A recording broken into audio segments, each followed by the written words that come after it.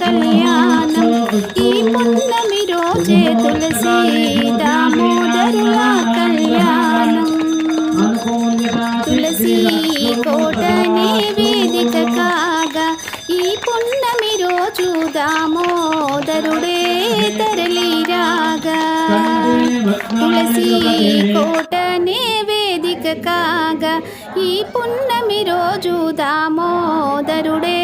తరలిరాగా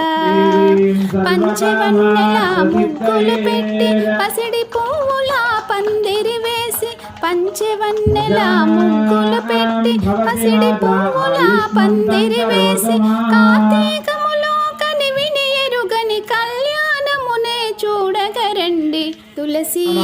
దామోదరుల కళ్యాణం ఈ పున్నమి రోజే తులసి దామోదరుల